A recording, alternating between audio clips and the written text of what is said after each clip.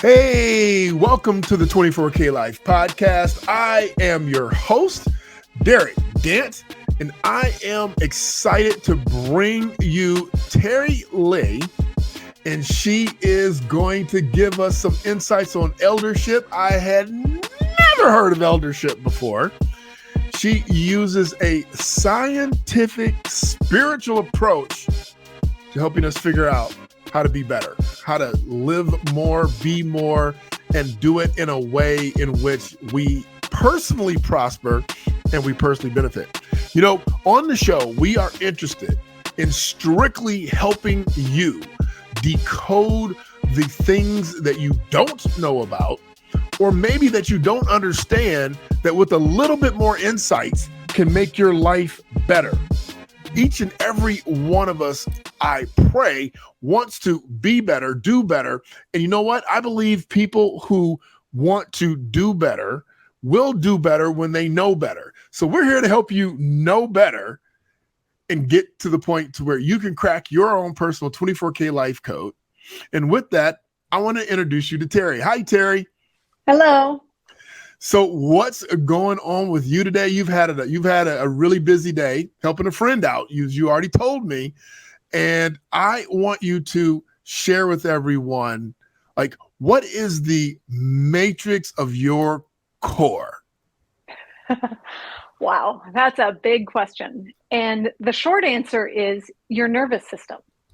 Like, we are filled with this complex wiring system of nerves that run from our brain down our spinal cord and through every tiny little facet of our entire body. And all those nerves carry the history and the messages of everything we've gone through in our life, every experience we've had as a memory, and all the collective memory of all of our ancestors in our genetic DNA. That's all coded into our nervous system and our nerve wiring.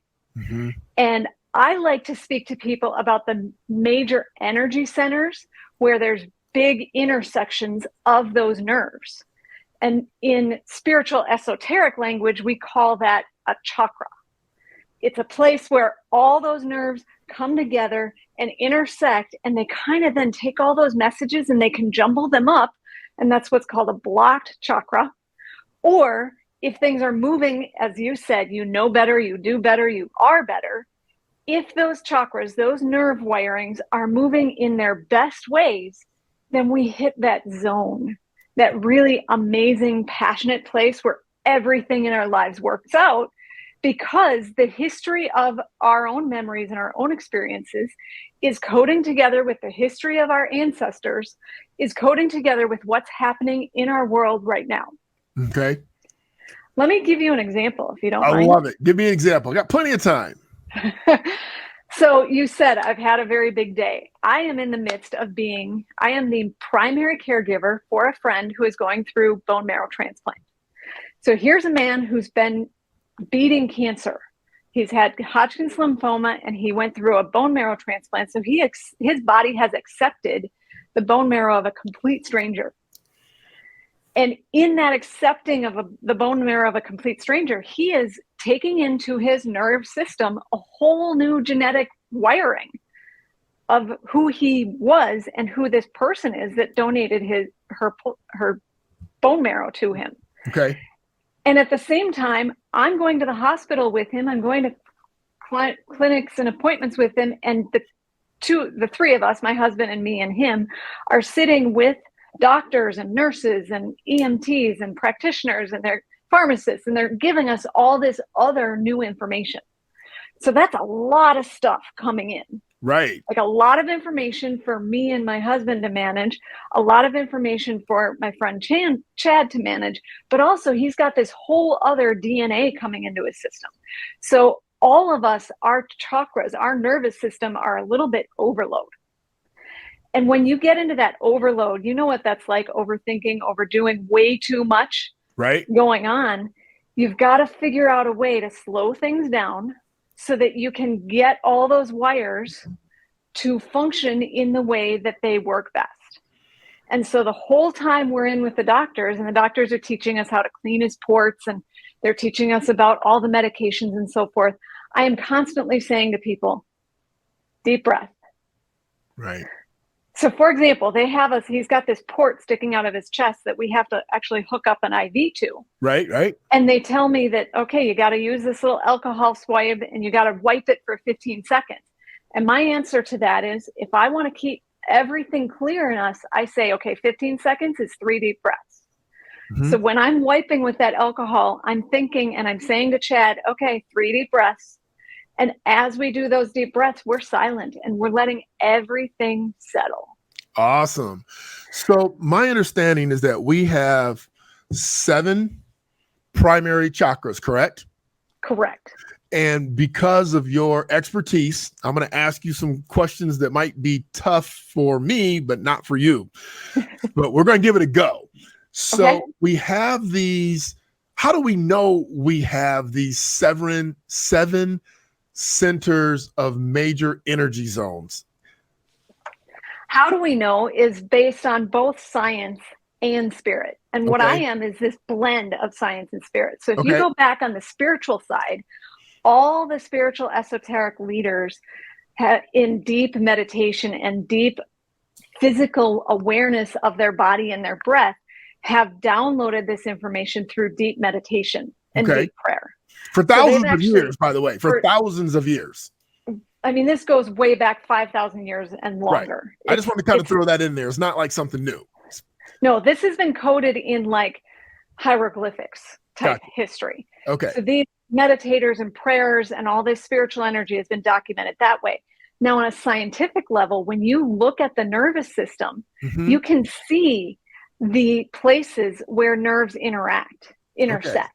Right. And there are 7 major ones along your spine and your brain and your spinal cord, where there's the biggest outshoots, like the heart is one of them. Well, of course, there's going to be an energy center here because all those nerves are going to branch out to your arms and your hands. Okay.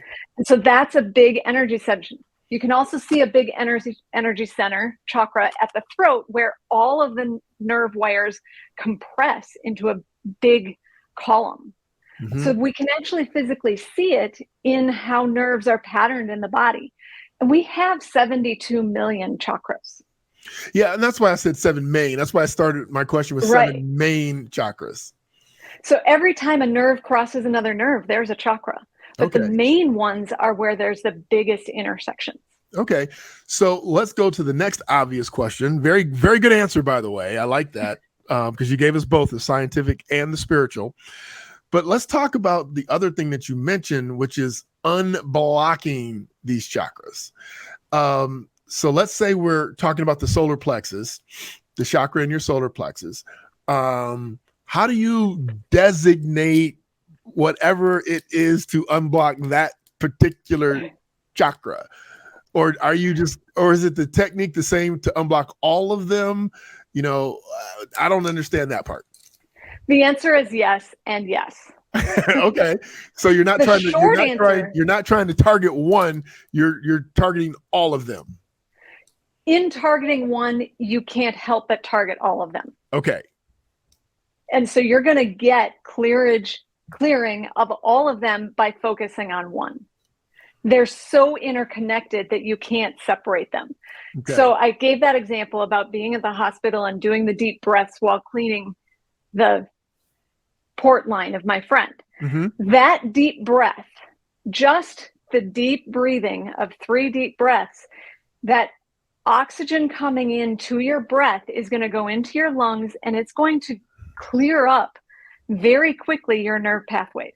Because oxygen is, you get 90% of your energy from oxygen, only 10% from breath or from food. 90% from breath, 10% from food. And that 90% oxygen goes immediately to your nerves because that's where you consume most of your energy as well, is in your brain and in your nerves. Wow. And that's because oxygen is this giant, compared to other atoms, oxygen is giant. It's huge. It takes up a lot of space. And so when it goes in through the nerves, when you get more oxygen into your body and that goes straight to your nerves, it's like Andre the Giant screaming, "Everybody move." Oxygen is saying, I got to clear this space. Okay. Immediately. And you can't not get that. when you take deep breaths. Right. When you add a very thoughtful and mindful and specific affirmation of words and language that's going on in your head to that breath, that message of what you're thinking is also going to go through those nerves, almost like little carriers riding on the oxygen. That's crazy. Because, I always wanted to ask some doctor, when you take it, because it works, or at least I think it works, if let's just take for an example, I was sick a few weeks ago, very rarely get sick. We're talking, when I say rarely, every 5-6 years I might get sick. So I got sick a few weeks ago. And my partner said, take a Tylenol, and it'll get rid of your aches in your back and blah, blah, blah. And I always want to know, how does this medicine know where to go? And so I'm not asking you that question, but I'm asking you that question because you basically are answering it from a spiritual perspective. You're saying when you have the affirmation, and you do it along with the breathing, then it helps target what needs to be cleared up. Yes. And that's what's the miraculous thing about the human body.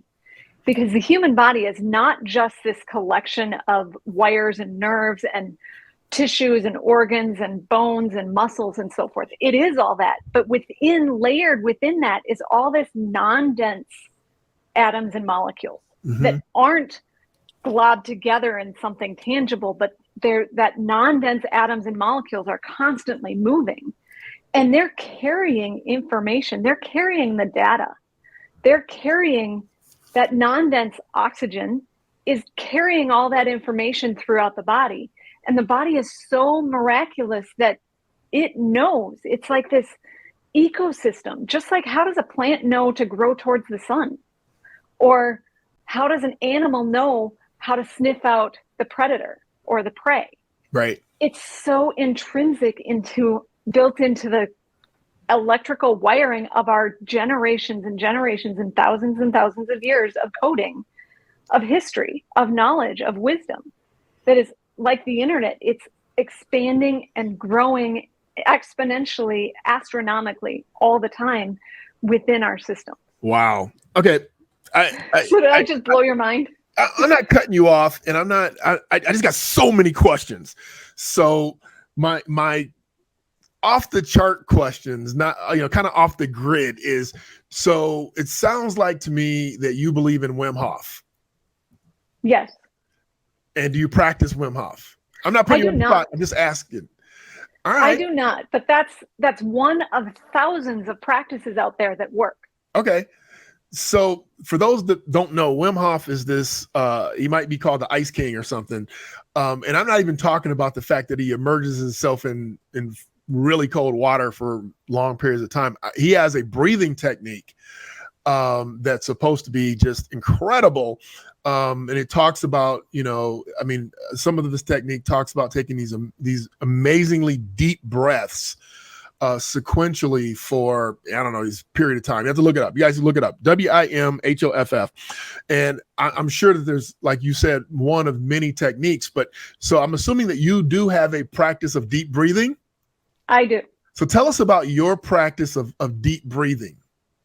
So the Wim Hof method is what I would consider way advanced practice of deep breathing. And it takes a while to build up the understanding and the awareness of how to do that practice really, really effectively. And the ancient sages and yogis and monks and swamis and so forth have also built up really extensive deep breathing techniques. What I do is I take all those that I've learned through yoga, pranayama is what we call it, and I broke it down into a very simple practice of deep breathing that anybody can do immediately the first time I teach you how to do it. I call it focused breathing. Okay. And it's really just training your brain to use your lungs and your diaphragm more the way they were designed to be used for breathing. It's just teaching you how to breathe the way your body wants to breathe. Okay, so if we go to www.terileigh, TERILEIGH.com, we can learn more about how to get next to you to understand how to learn these techniques? Thank you. Yes? Yes. All right. All right. So here's my next question. So you have an amazing, simple breathing technique, but you also mentioned along the way doing affirmations. So can you tell the audience what you consider an affirmation to be? So in the world of affirmations, people get really excited about creating this long, powerful, like long-winded affirmations. They put all these beautiful words together and they create the, like I read one last week where someone's like, read this every day, and it's a full page long. Oh God. Yeah, exactly. My response. So my answer to what an affirmation is it is very short, because you want it to be something that can move through your nerves really fast and have a powerful punch and impact. Okay. Think of it like a car on the highway. And you don't want a car on the highway with 6 trailers behind it. You want a speed demon to get everything booming, where when it hits the highway, everyone around it feels the wind of it going by. Right. And so the most simple affirmations are 3 to 5 words. They are I am, which in Sanskrit, the translation of I am in Sanskrit, which is the most ancient language of the yogis, is soham, which is the sound of the breath. Right. Inhale and the exhale sounds like hamsa, homsa. Soham. And so I am is basically repeating breath. And the concept of I am energy. I am the oxygen moving through my system. I am the collection of atoms riding along my nervous system. I am the collection of all that wisdom. So by saying I am, you're activating all your nerves. Okay. That's why that specific phrase is so powerful. And then the 3rd, 4th, 5th, no more than 5 words, you want to choose those words to be the ones that make you tingle. And what I mean by make you tingle is they are words that really hit you in your core and in your gut. Right. Not words that are overused, not words that someone else said, but a word that hits you. So for example, I had a client who, when she said, I am beautiful, it triggered memories in her brain of being a child called ugly, because the opposite of ugly is beautiful. So she felt ugly. So by saying to herself, I'm beautiful, she was actually triggering moods and emotions of ugliness and making it worse. So when she worked with me, I helped her find a word that was more powerful for her. Okay. And that word was precious. I am precious. And the softness of precious had a lot more power to her than the overused beautiful, which meant supermodel. Right. So what's the difference between an affirmation and a mantra? Because I always thought what you just described was closer to a mantra than an affirmation. But I that's why you're here. You're the expert. Thank you.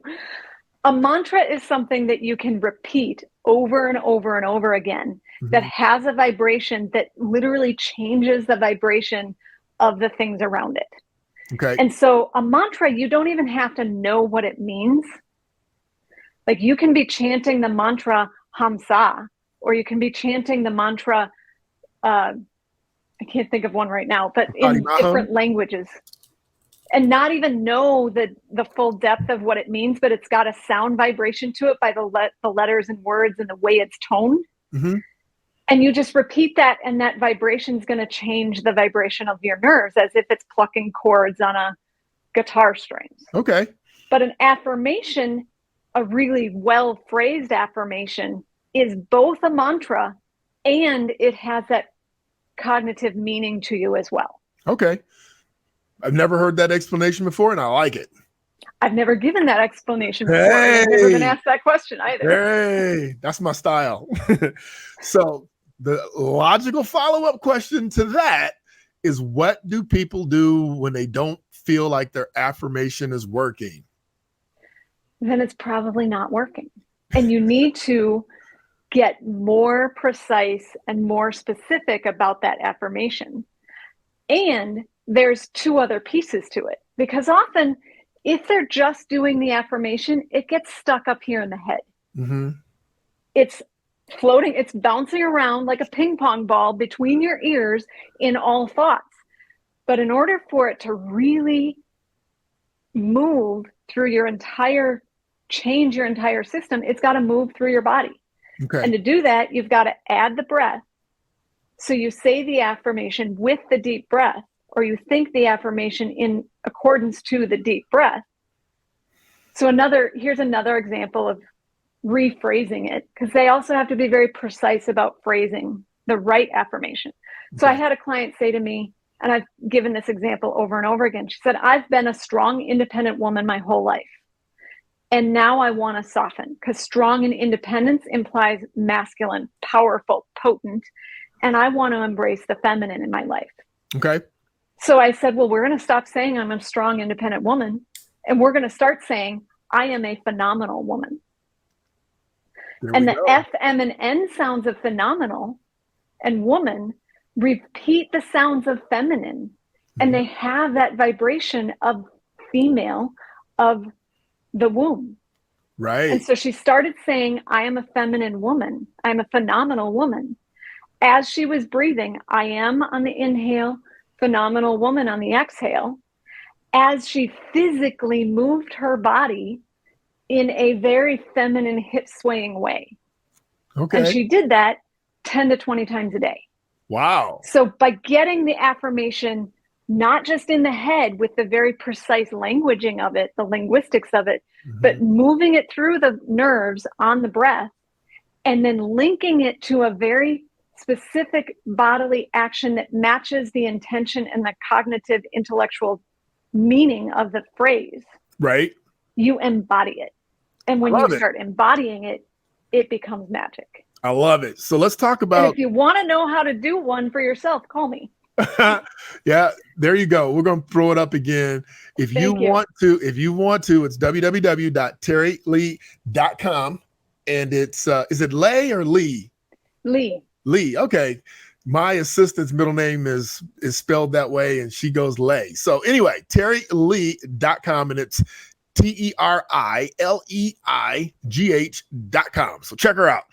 So thank you, Derick. Oh, my pleasure. My pleasure. So how does this, the last explanation, superb, but I want to find out how this plays into people's belief or expectation of the secret of this law of attraction. You know, see, she's giggling and laughing. In case if you're not watching on YouTube, if you're listening on Apple or Spotify, she's laughing and she's shaking her head like, oh, this question.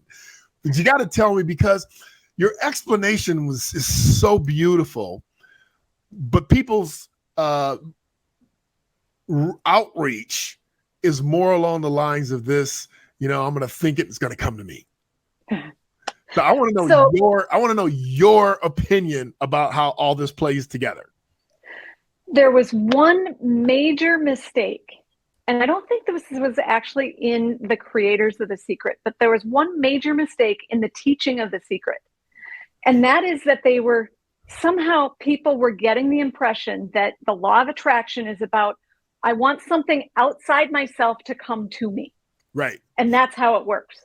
That's not how it works. You cannot change the outside world.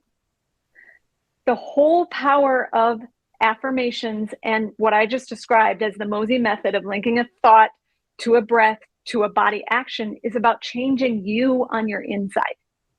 Mm-hmm. And so if you can change how your nerves function, how your chakras move, how you think and feel and breathe and do in your body, then you will start to see the world a different way. Okay. And that is the secret. It's not about attracting things to you like a magnet. It's about you changing your internal function. And it's almost like when you do that, you change your filters. Okay. And they're literally, let me go into the science a little bit. Oh, please do. There literally is a part of your brain called the RAS, the reticular activating system. Right. RAS. RAS, which I love because my maiden name is Rasmussen and everyone calls us RAS. So the RAS is the part of your brain that says, wait, there's way too much stuff going on outside in this world. Yep. So I'm going to filter it and only show you consciously what you've deemed as important. Right. And so a really good way to describe that is what I call the yellow car game. Yes, I was going to say, if she didn't give a good example, I was going to tell her about the cars, but go for it. It's perfect. I call it score because it was a game I played with my nephew where you go out driving and every time you see a yellow car, you get a point. Mm-hmm. Well, when you first start playing that game, you're only seeing 1 or 2 yellow cars on a road. But then after weeks or months of playing the game, you're seeing them everywhere and you're noticing them all the time. And that's because you've told your RAS to pay attention. Right. The yellow cars were always there. It's not that there's more of them. It's that they were always there and you have changed yourself internally to notice them. You're going to have me out looking for yellow cars now. I know me. I'm like a chipmunk, like Curious George. I'll be looking for yellow cars now when I drive. You know, when I tell people about the reticular activating system, I use the same scenario, but just slightly different. I say, you know, when you have a friend or a family member that gets a brand new car and they want you to see it and then you come check it out, and you're like, oh my God, this is a great looking car. I've never seen that color before. I've never seen that model before. I've never seen that make before.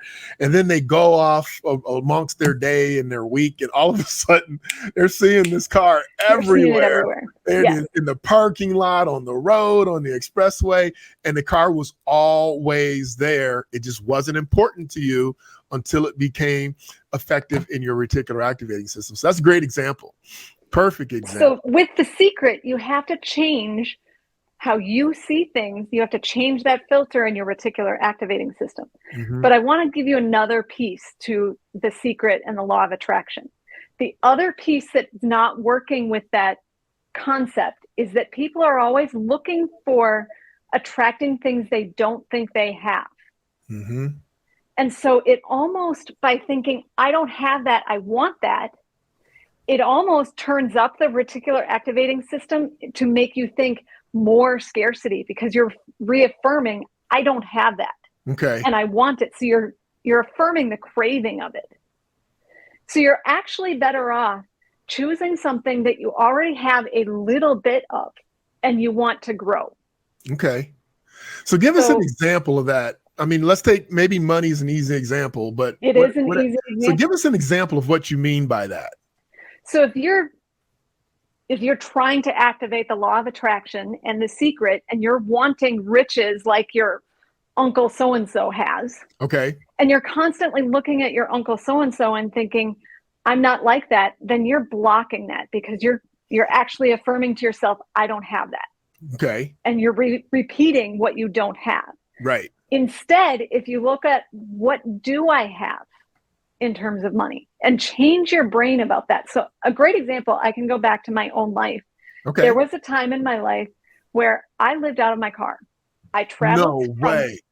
I traveled from yoga studio to yoga studio and I lived out of my car and I didn't make a whole lot of money. And for a long time, my RAS and my law of attraction and secret was saying, I want what all these people in these yoga studios have, which I was teaching yoga to some of the wealthiest people in the country. Mm-hmm. And I wasn't getting it. Then I changed my affirmation and I started focusing on what I did have. Okay. I focused on, I've got a car that never, ever breaks down. And it's been all over the country. It was a 2012 Toyota Prius with 200,000 miles on it. And it never broke down. So I started focusing on that, on what I did have. And I started looking at where in my life I do have wealth. Mm-hmm. And you know what I started realizing is that everywhere I went, they put me up either in these lavish hotels or in these guest bedrooms of these mansions.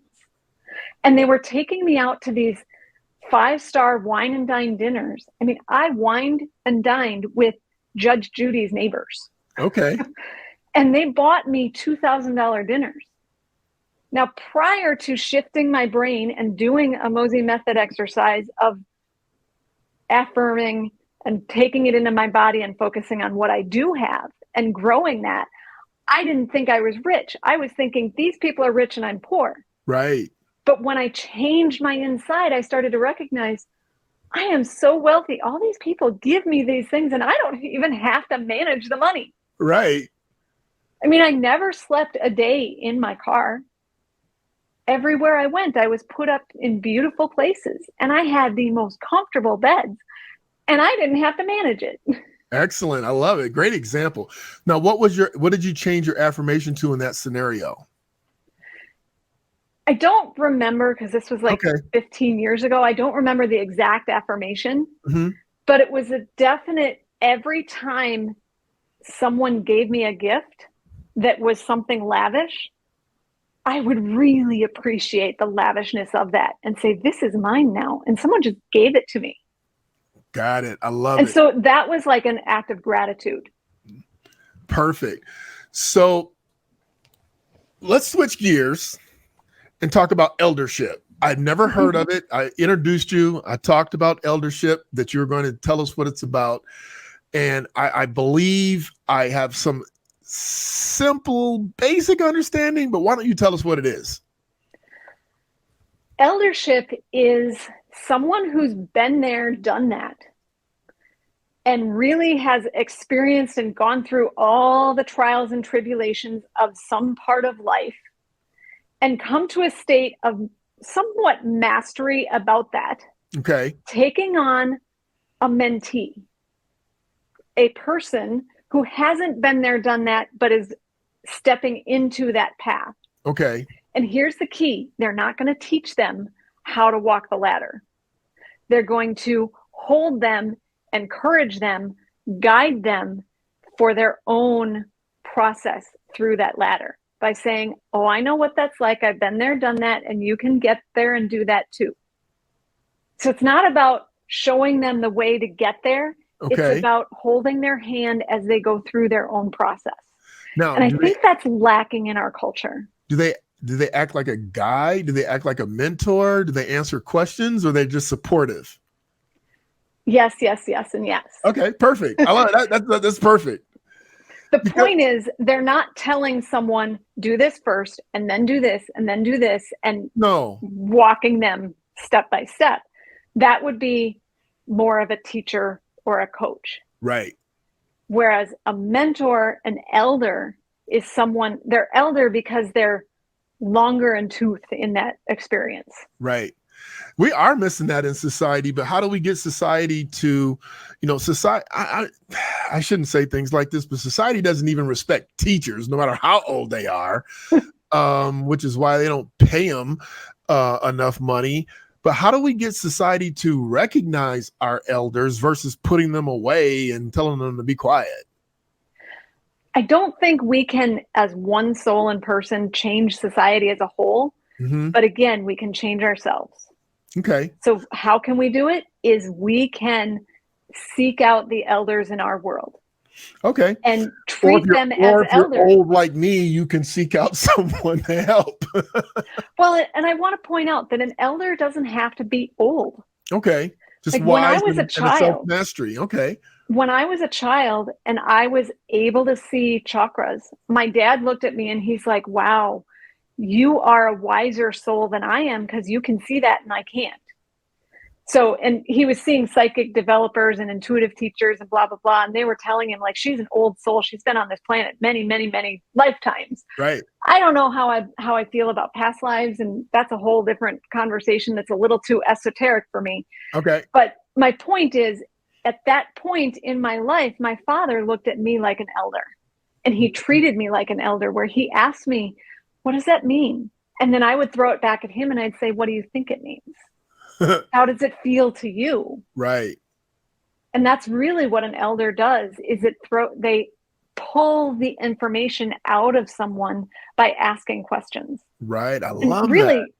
The word education comes from the Latin educare, which means to pull out from inside. It's not about putting information. That's not what we do in America. So you're going to learn this if you like it or not. Right. An educator helps you pull out your insides and share it with the world. That's what an elder is. Okay. I love that. So my last question is, how does one begin? And I know we're going to go to TeriLeigh.com, but how does one begin a personal practice of mindfulness? It's so easy and difficult at the same time. The shortest answer is breathe. Okay. If you make the rash decision to change your reticular activating system and make all those yellow cars about breath, if you start making breath important in your life, mindfulness will happen automatically. But making breath important in your life is really, really hard to do because it's the one thing that we take for granted, that we don't pay attention to, that we forget to do many, many times a day, even though it's happening all day long. But when I start telling my clients, you got to breathe. And so set a timer on your watch and make yourself breathe. Turn on that mindfulness app on your Apple Watch so it vibrates, and then actually listen to it when it vibrates to tell you to breathe. Right. When you make the yellow car score of breath important, mindfulness happens because that oxygen goes through your system and it says, everybody move. Mindfulness is important. Right. That's so funny. I'm laughing for those of you that, again, are not watching, but you're listening. I'm laughing because I turned my mindful. I'm like, I'll breathe later. And I turned it off. I think last year or something, I just turned it off. It's like, oh, it's time to breathe again. Okay, later. I'm in the middle of something. So I am going to turn it back on. Yes. And I am going to start there with my mindfulness practice. Teri, then the next step is to learn how to breathe by calling me and letting me teach you the focused breathing technique. I was just going to say that, Teri, we have all got to figure out the Mosey method. We got to reach out to you and figure that out. She is giving away a free gift. It's a downloadable PDF.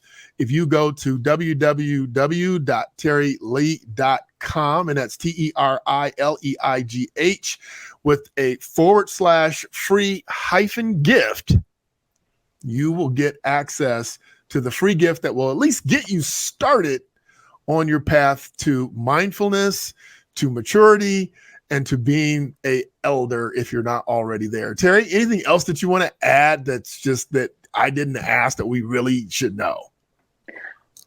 I just want to reemphasize breathing is key. And that free gift gives you 7 Mosey method exercises to try in your everyday life. What? When you try those, you'll make a difference. All right. Excellent. Hold on one second, Teri. Go ahead. I'm sorry. One other thing I want to just say is, Derick, I've been on a lot of podcasts and you have gone way above and beyond in terms of interviewing skills and style. You're awesome. Well, thank you so much. I can tell you're mindful in your life. I am very mindful of my life, except for turning off that breathing, except for the most important thing. But thank you so much. And we'll be right back.